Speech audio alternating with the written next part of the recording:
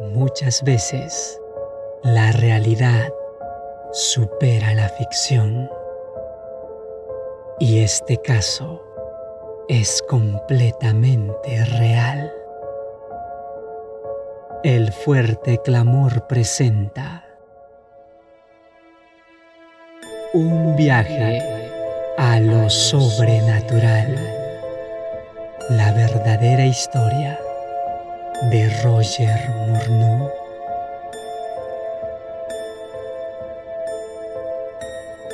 Capítulo 5. Espíritus en acción.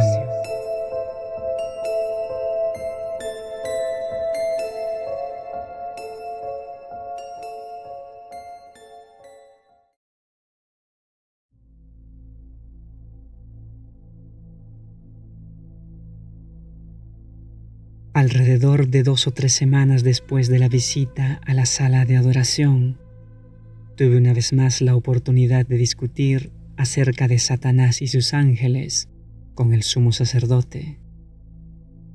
Cuando le mencioné que yo pensaba encontrar gente de aspecto rudo, él dio una carcajada.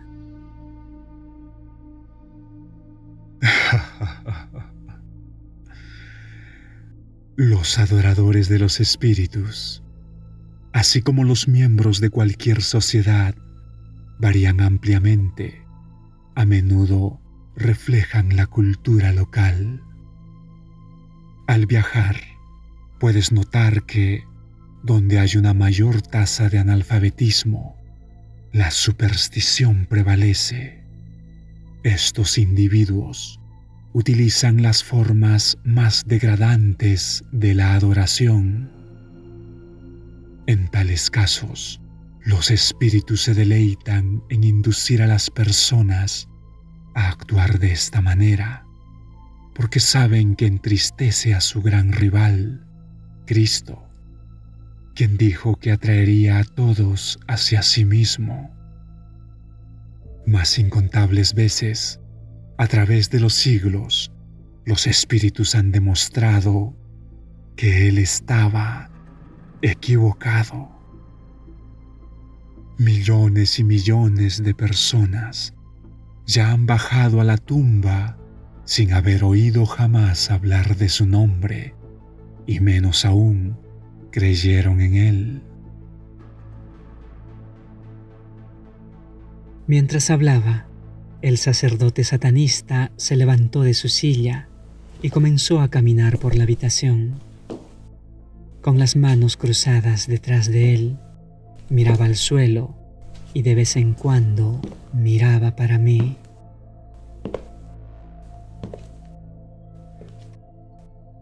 En cuanto a nosotros, aquí en Montreal, somos, por así decirlo, los más brillantes en este espectro.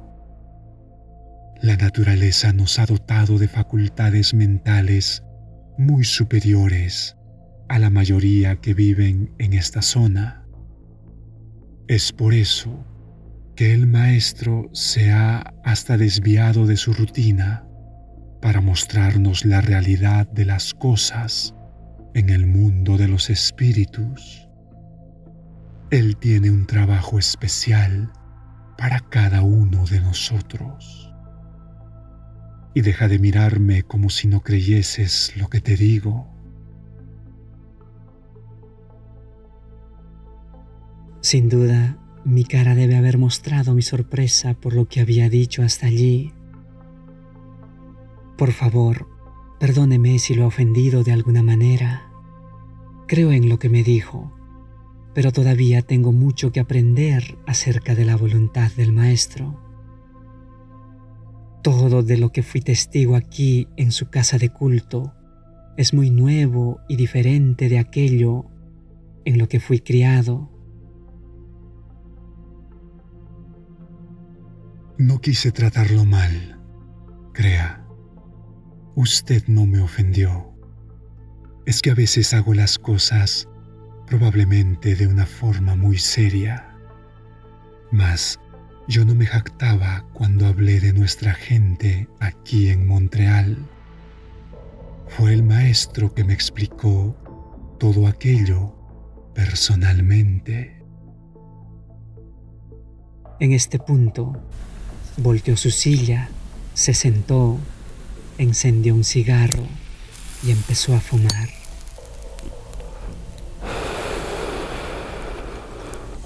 Luego continuó. En cuanto a usted y su amigo Rolando, me fue mostrado hace un año que yo los encontraría en nuestra casa de culto, pero me había olvidado. Como ya les conté, yo estaba en un hotel en Chicago cuando un consejero jefe vino a mí, me dio información acerca de usted y me dijo que llamara con urgencia para la persona con la que había dejado a cargo durante mi ausencia. Él estaba a punto de arruinar todo el trabajo que los espíritus habían hecho para que ustedes se pongan en contacto con nosotros.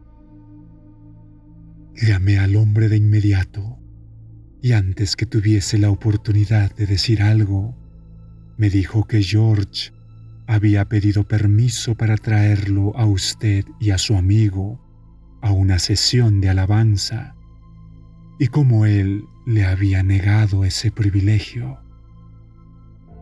Por supuesto, yo le transmití los deseos del consejero jefe. Luego hice una llamada a George para decir que sería un placer tener a ustedes con nosotros. Como puedes ver, el maestro tiene gran aprecio por cada uno de nosotros, así que deje de subestimarlo. Al regresar a casa, pasé una noche más casi sin dormir. La conversación con el sacerdote no dejaba de pasar por mi mente. Una noche, mi amigo Rolando tuvo que trabajar algunas horas extras y no tenía tiempo para llamarme antes que yo saliese hacia la reunión. En el tranvía, cuando él iba a casa, tuvo la idea de que si fuera directamente a la reunión, no llegaría demasiado tarde. Decidió hacer una conexión en la esquina de la calle St. Catherine con el Boulevard St. Laurent y de allí hacer una llamada telefónica para mí en la casa de culto. Pero se había olvidado el número de teléfono en casa. Si tan solo pudiera recordar la dirección, le pediría ayuda al operador.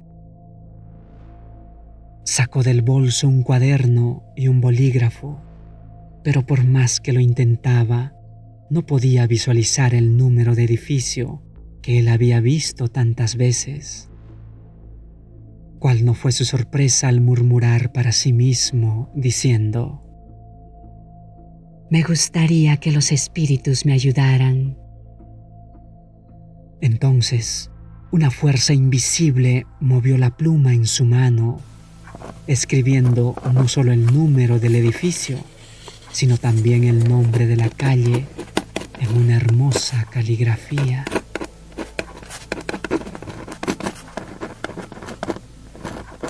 Él estaba encantado con esta hazaña, hasta que el operador informó que el número no estaba en la lista telefónica.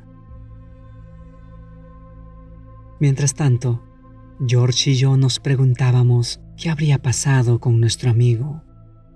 Entonces, George tuvo una idea. Vamos a pedir que Gerardo, el vidente, encuentre a Rolando.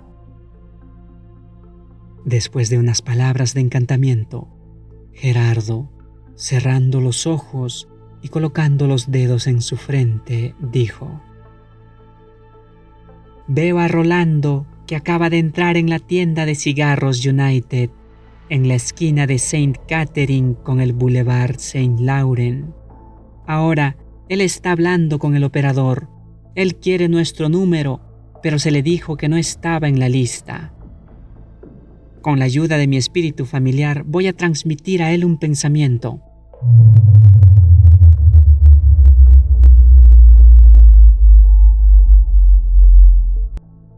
Ah, él ya la ha recibido. George, él está telefoneando. Manténgase cerca para responder, porque él va a pedir hablar con usted.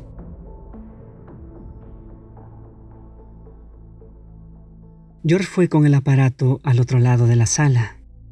Luego que sonó, alguien respondió y dijo que la llamada era para George. Cuando Rolando llegó, él estaba encantado con su experiencia con los espíritus. Él nos mostró ese pedazo de papel con la escritura bella y dijo: «Lo pondré en un marco. Nunca he visto una caligrafía más hermosa». Luego, volviéndose hacia el sacerdote, le preguntó: «¿Por qué el espíritu no me dio el número de teléfono junto con la dirección?» Usted no pidió. Hágase de acuerdo a su fe. La experiencia de esta noche es un juego de niños comparado con lo que los dioses tienen en mente para ustedes dos. Pero hay que tener fe en los espíritus y esperar grandes cosas de ellos. Es necesario dar testimonio algunas veces del poder y la inteligencia de los espíritus en acción, y así creo que podrán ejercer una cantidad suficiente de fe hacia ellos para que los puedan ayudar de una manera más grandiosa.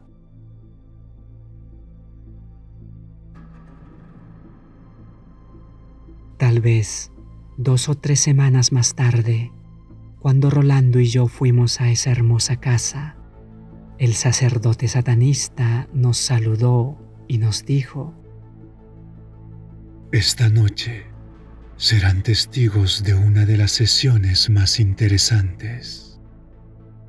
Un viejo conocido mío está de visita en la ciudad. Él es un destacado profesor de historia, historiador en el sentido más amplio, y se ha asociado con algunas de las universidades francesas más importantes. Su conocimiento de detalles fascinantes de historia le ha hecho destacar en su área, o mejor dicho, los espíritus lo han engrandecido. Ellos le han dado muchos acontecimientos desconocidos de la historia. Esta noche, a través de un medium, se dará a conocer muchos detalles de las campañas militares de Napoleón Bonaparte. En este momento, el profesor está haciendo sus devociones en la sala de adoración. Mientras tanto, permítanme decir lo que sucederá. Acomodándonos, escuchamos con atención la explicación del sacerdote acerca de lo que sería una sesión muy interesante. Un medium en trance permite que un espíritu entre en su cuerpo, teniendo el control total de sus facultades físicas y mentales. Se convierte así en un medio para que el espíritu se comunique con los seres humanos. En el pasado, cerca de 6 a 12 espíritus entraban en el cuerpo del medium en trance en diferentes momentos. Un espíritu puede conocer los detalles de algunos puntos de la historia, pero puede carecer de información en otros aspectos. Otro, que estuviera presente e involucrado con los acontecimientos en un momento específico, entonces puede tomar el lugar del primero.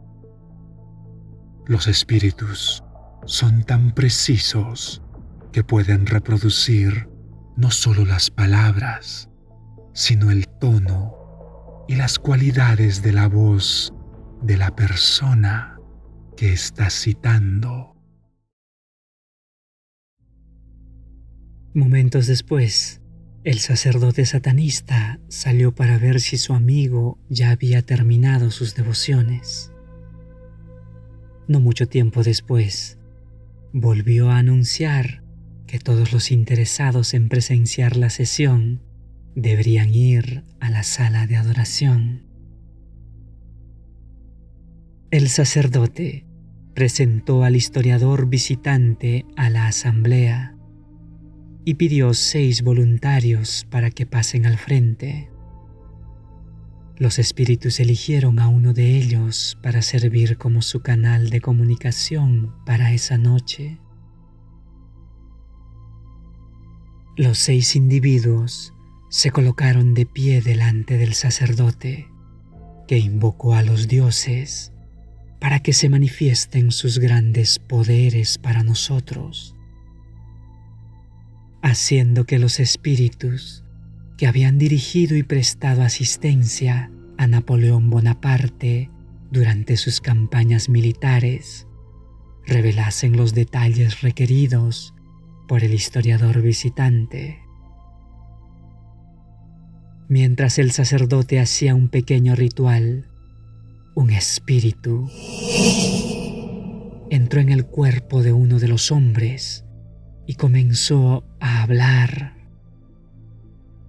La voz tenía un acento francés parisiense y un tono que llamaba la atención. El espíritu nos dijo que él era un consejero jefe especializado en asuntos militares con jurisdicción sobre legiones de espíritus. Considerando que la cuestión era demasiado compleja, necesitaría de 2 hombres más, aparte de los 5, para que sirvan como canales a los espíritus. Los 2 hombres temblaron un poco, sus ojos se cerraron y los espíritus sugirieron que les llamásemos como Alfonso y Remy.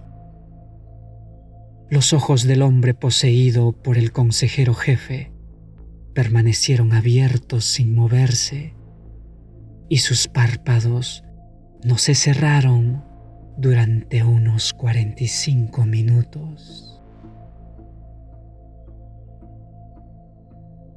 El sacerdote se volvió hacia el historiador y dijo: Los dioses están honrando sus peticiones. El visitante se levantó con sujetapapeles y una pluma en la mano. En primer lugar, elogió a los espíritus, reconociendo que en el pasado ellos le habían dado informaciones que ayudaron a convertirle en uno de los más grandes en su campo de conocimiento. Por algunos minutos hablaba con los espíritus, dirigiéndose a ellos como señor Remy y señor Alfonso y señor consejero. Entonces, él hizo pregunta tras pregunta y las respuestas llegaron sin vacilación. En un momento dado, la entrevista se refirió a una conversación que tuvo lugar entre Napoleón y uno de sus comandantes. El consejero jefe dijo que sería preferible que Remy y Alfonso reprodujeran el diálogo que se produjo entre los 2 hombres, con el fin de ser más precisos. Las voces cambiaron por completo, como si 2 personas diferentes estuvieran hablando. Volviéndome hacia George, dije: «Esto es fantástico». Con una sonrisa, George respondió: Si usted piensa que es impresionante, espere hasta que pueda escuchar a los espíritus reproducir las voces de personas que usted conoció y sabe que están muertas hace tiempo. Eso sí, hace abrir la boca a cualquiera.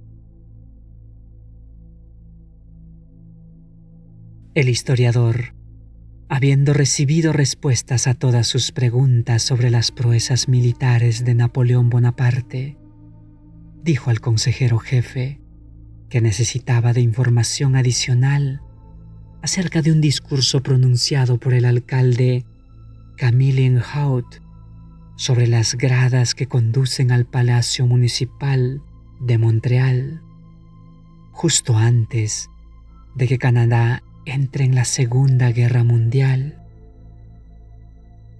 El consejero jefe dijo que él y sus ayudantes no podían ayudarlo porque todas sus actividades se habían localizado en Europa. Pero tan pronto como saliesen, otro consejero jefe tomaría su lugar y proporcionaría toda la información que solicitase.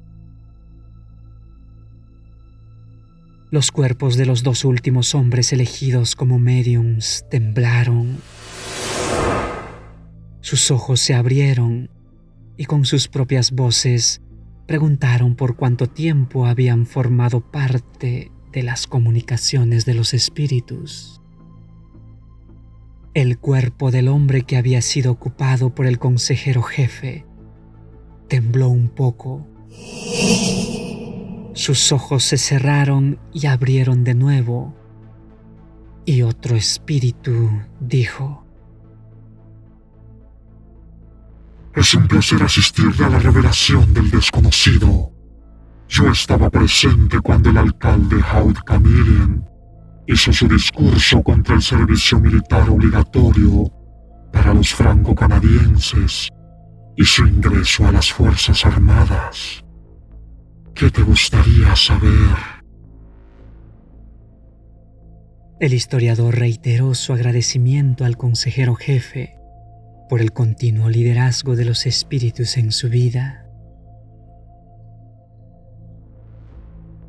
Debido al hecho de que no había ninguno de los presentes que pudiese taquigrafiar el discurso, circulan hoy varias versiones.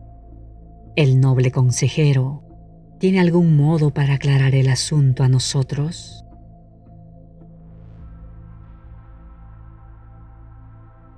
Tengo el placer de dar una reproducción, palabra por palabra, del discurso del señor Haut. Lo que siguió a continuación me dejó maravillado más allá de mi capacidad al explicar. Yo no podía creer. Allí estaba, una voz que oyera por la radio probablemente cientos de veces a lo largo de años. Camillien-Haut era un político vehemente y controvertido. Nunca dudó en dar su opinión sobre alguien o algo. En la década final de 1930, fue Camillien tema candente para los medios de comunicación de lengua francesa. Sus actividades como alcalde de Montreal constantemente se convertían en noticia. Las estaciones de radio grababan sus discursos y comentarios y lo difundían en varias ocasiones, por lo que era fácil reconocer su voz. Y ahora estaba escuchando aquella voz familiar, pero esta vez reproducido por un agente con un espíritu demoníaco. Lo escuchamos como por 20 minutos. Hace algún tiempo conté esta experiencia a alguien y esta persona me dijo que podía haber sido el espíritu o el alma del fallecido Camillien que estuviese haciendo el discurso. En ese momento, sin embargo, Camillien estaba vivo y con salud. Él murió el 12 de septiembre de 1958. Como dijo el espíritu demoníaco, era una reproducción de la voz y las palabras del señor Haut. Esa noche, mientras nos llevaban a casa, George menciona su creencia de que cuando una persona muere, ella muere. Y cuando la gente dice mantener comunicación con los espíritus de los muertos, en realidad son espíritus demoníacos que están personificando a sus seres queridos fallecidos.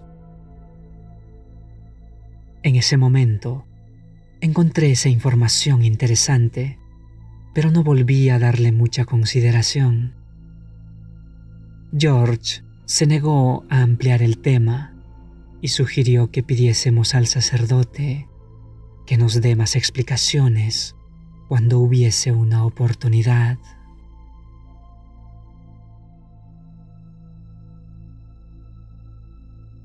Sucedió al siguiente domingo por la noche. Discutimos este tema con el sacerdote. Él dio a Rolando y a mí un interesante relato de cómo los espíritus personifican a los muertos. Dijo que veía en eso una ilustración de la astucia de ellos con el fin de engañar a los seres humanos. Tuve la impresión de que aquel hombre sentía gran placer y satisfacción de informar ejemplos específicos de cómo los espíritus habían engañado a grandes líderes. El sacerdote también se refirió a 3 o 4 relatos bíblicos, pero como yo no tenía conocimiento de la Biblia en ese momento, no quedé muy impresionado, excepto cuando él mencionó como una obra maestra a la experiencia de Saúl, rey de Israel, con la hechicera de Endor. Ver 1 Samuel capítulo 28. Él contó que los espíritus habían llevado a Saúl a vivir su vida escuchando a sus sentimientos en lugar de la palabra de Dios, y como ellos lo separaron completamente de su Creador, haciéndole cometer una gran abominación ante los ojos del Dios de los hebreos, logrando de esta manera su destrucción. En ese momento de la historia, nuestro Maestro no podría haber adquirido mayor gloria para sí mismo, hacer con que el más grande dignatario de la nación de Israel se arrodillase ante un espíritu demoníaco a la vista de todos los habitantes de las galaxias. Aquel hombre dijo que los espíritus demoníacos han trabajado a través de las edades para convencer a la gente de aceptar el concepto de que los seres humanos tienen un alma inherentemente inmortal. Explicó cómo los espíritus se deleitan en hacerse pasar por seres queridos muertos o por gente famosa que ya murieron, todo en un intento de convencer a la humanidad que la personalidad humana no perece con el cuerpo. Al explicar por qué los seres humanos aceptan tan fácilmente el concepto de que siguen viviendo después de la muerte, dijo que un tremendo cambio ocurrió en el intelecto del hombre después de que Adán y Eva creyeron en el engaño de Satanás. Ver Génesis capítulo 3.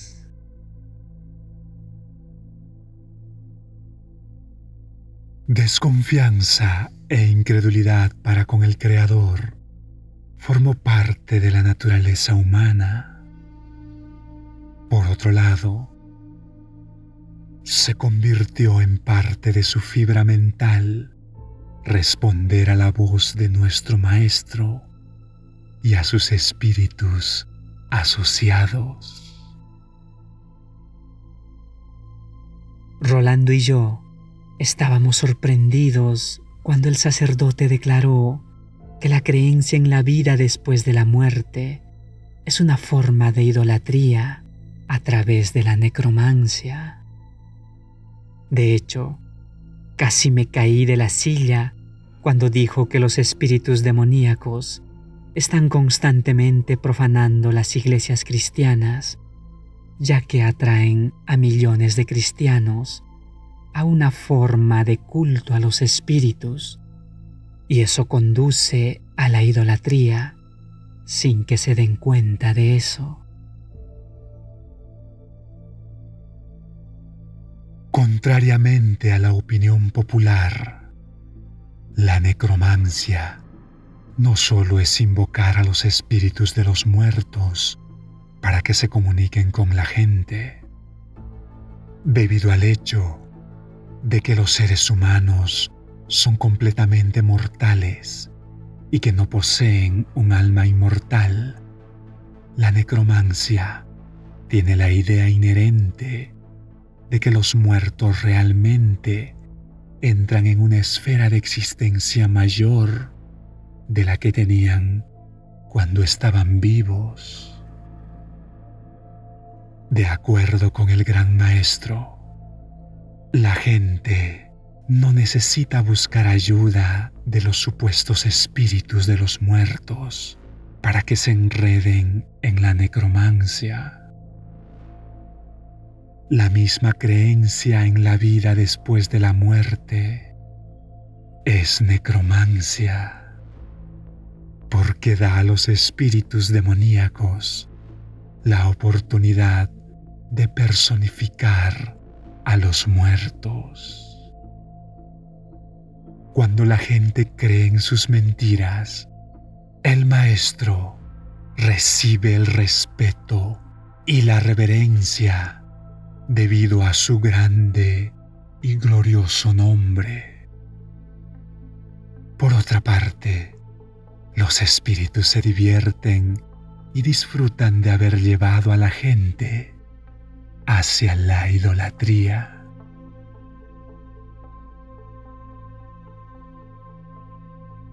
Mientras el sacerdote satanista siguió exaltando a Satanás y a su sabiduría, fui invadido por una gran tristeza. Mi corazón me dolió al recordar la devoción de mis padres y abuelos a la memoria de sus familiares difuntos. Se habían sacrificado y negado muchas cosas con el fin de reunir el dinero necesario para enviar a celebrar misas, con la intención de acortar el periodo de tiempo que estas almas tendrían que pasar en el purgatorio antes de entrar en el gozo celestial. Cuando me di cuenta que todo ese sacrificio fue en vano, el choque fue casi tan grande como el que sentí cuando mi madre murió.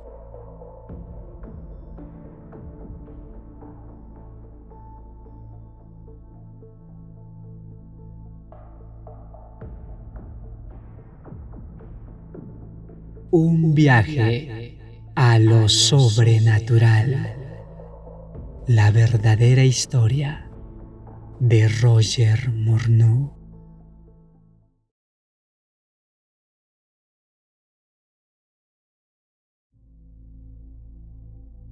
El domingo siguiente, el sacerdote hizo una prelación bajo el título La idolatría cristiana. Trataba de la manera más detallada la situación del hombre ante la muerte y explicó cómo los espíritus de los demonios fueron capaces de establecer y mantener la creencia en el purgatorio con el objetivo de desviar la mente a millones de personas de Cristo. El sacerdote alababa la ventaja de los espíritus que tenían sobre el Creador cuando se trataba de hacer que las personas crean en algo.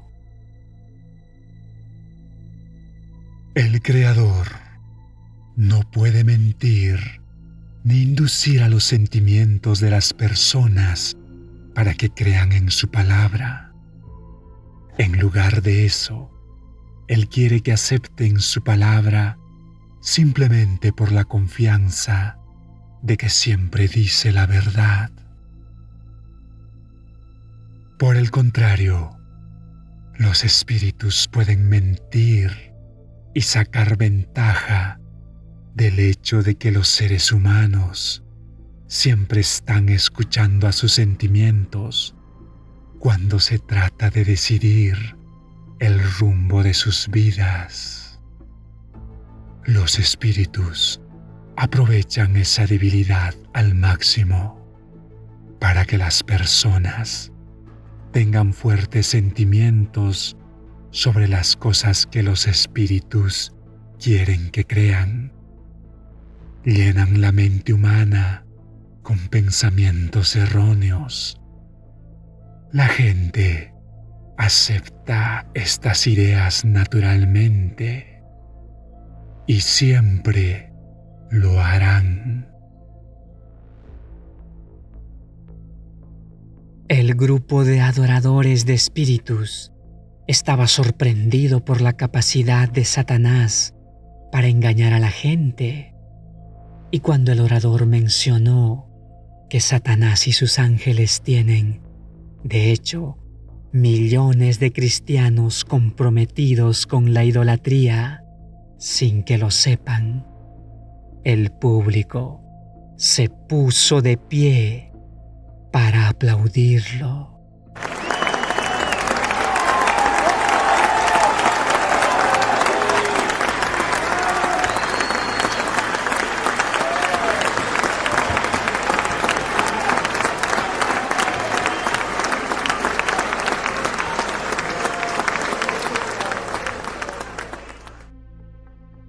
Una vez más, el sacerdote se jactó de que el maestro había engañado a todo el mundo con la creencia en la inmortalidad del alma, a pesar del gran conocimiento científico de nuestra era. En ese momento, algo maravilloso sucedió, que después me ayudó a aceptar a Cristo y a unirme, con el tiempo, a la Iglesia Adventista del Séptimo Día. Fue una pregunta formulada por una persona. ¿Y qué hay respecto a los adventistas? No se puede pensar que están engañados como el resto del mundo. ¿Por qué se resisten al gran engaño? Tienes razón. Los adventistas todavía no han sido engañados. En primer lugar, permítanme explicar por qué yo los ignoré. Hay tan pocos de ellos en comparación con el resto de la población mundial que ni siquiera cruzó por mi mente mencionarlos. En segundo lugar, la razón por la que no han caído en el engaño es que no son gente común. Permítanme explicarles. Lo que digo puede sorprender a algunos de ustedes, pero es verdad, les guste o no. El hecho de que los adventistas celebren el sábado bíblico de la creación hace imposible que los espíritus los engañen. El Creador da ayuda especial para ellos, así como la comprensión espiritual, y así En ese sentido, no son gente común. Esta experiencia singular sirvió para ayudarme a tomar mi decisión por Cristo. Una vez que acepté a Jesús como mi Señor y Salvador, me convertí en un ávido estudiante de la Biblia. Como ex espiritista, sentí la necesidad de conocer bien la palabra de Dios, con el fin de ayudar a otros en la cuestión del espiritismo. También sirvió para grabar en mí una profunda impresión de que la Biblia declara que la necromancia, que es la creencia de que los seres humanos tienen una existencia consciente después de la muerte y pueden comunicarse con los vivos, es una abominación ante Dios. Ahora, yo me di cuenta de que en realidad es una forma de idolatría blasfema que roba de Dios la gloria debida a su santo nombre. Esto es exactamente lo que hacemos cuando atribuimos a los muertos facultades pertenecientes solamente al Creador. La inmortalidad, como dice en 1 de Timoteo, capítulo 6, versículo 16. Dios es el único que tiene inmortalidad, que habita en luz inaccesible, a quien ningún hombre ha visto ni puede ver. Mi encuentro con el espiritismo me hizo muy consciente de que la creencia en la vida después de la muerte es parte de una lista de las 9 actividades que exponen a las personas al mundo sobrenatural de los espíritus. Todos ellos se llaman abominaciones en las Escrituras.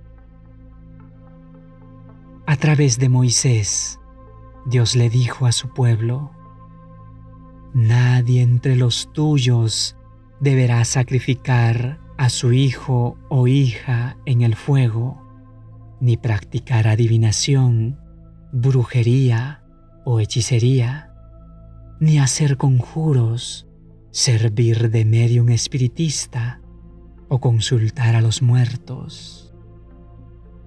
Cualquiera que practique estas costumbres se hará abominable al Señor, y por causa de ellas el Señor tu Dios expulsará de su presencia a esas naciones.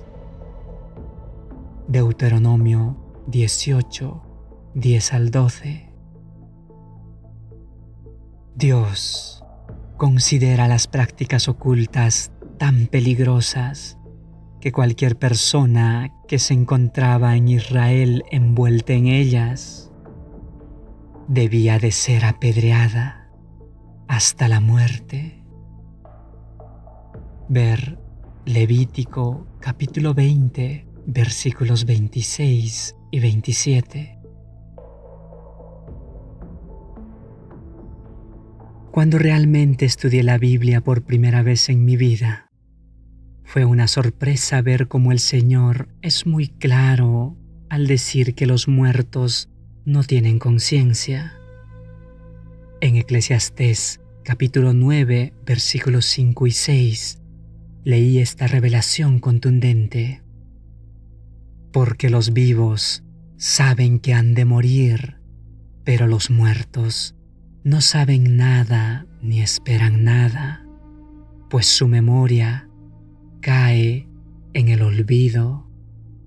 Sus amores, odios y pasiones llegan a su fin y nunca más vuelven a tener parte en nada de lo que se hace en esta vida.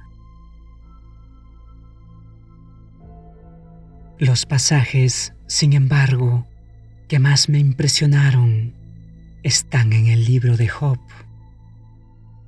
El hombre, nacido de mujer, corto de días y hastiado de sinsabores, brota como una flor y es cortado, huye como una sombra y no permanece. Si sus hijos reciben honores, no lo sabrá. Si son humillados, no se enterará. Job, capítulo 14, versículos 1, 2 y 21.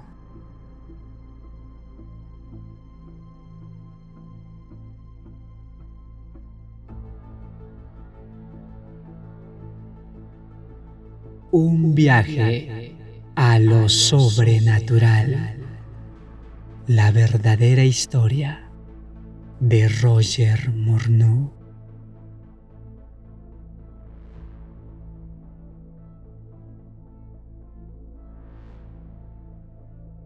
Espíritus amistosos. He usado varias veces el término espíritus amistosos. Tal vez debo explicar mejor. El sumo sacerdote del grupo espiritista dejó bien claro que los espíritus de las huestes de Satanás están bien organizados y que él les confía tareas de acuerdo con las capacidades inherentes de cada uno de ellos. El sacerdote dijo que los ángeles caídos se dividen en 3 grupos distintos. Definió a los espíritus amistosos como poseedores de un gran intelecto y que tienen capacidad de personificar a los muertos. De hecho, tienen un inmenso placer de aparecer como los supuestos espíritus de difuntos de seres queridos. Su especialidad es trabajar en el mundo religioso. Ellos perpetúan los viejos errores que han funcionado tan bien para Satanás a través de los siglos y siempre están dispuestos a introducir nuevos errores cuando sean necesarios.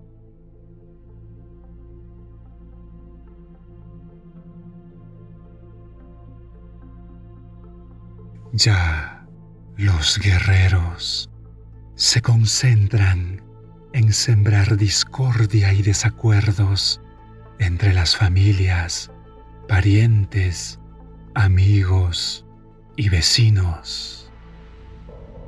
Estos espíritus se deleitan en crear fricciones entre razas de diferentes segmentos de la sociedad.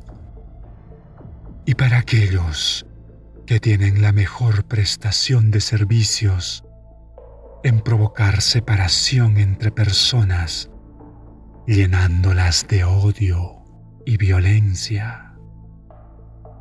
Satanás delega la tarea de provocar guerras abiertas entre las naciones. Los opresores son un grupo único, ya que solo encuentran placer en producir miseria y destrucción entre los seres humanos. Sufrieron una especie de angustia mental cuando el maestro y sus compañeros fueron mal comprendidos y expulsados para este planeta. Sin haberse recuperado jamás de esa angustia, odian amargamente al Creador y creen que la única manera de vengarse de Él es destruir las vidas de los que fueron creados a su imagen.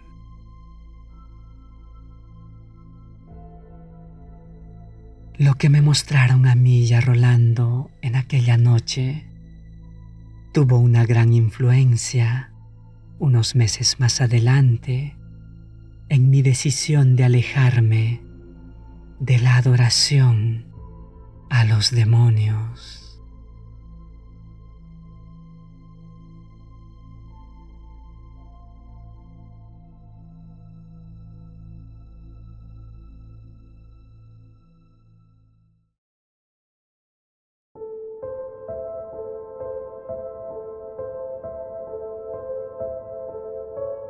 Muchas gracias por tu atención.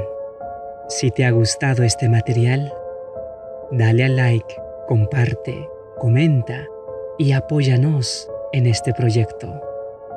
Te ha hablado Samuel Zavala. El fuerte clamor.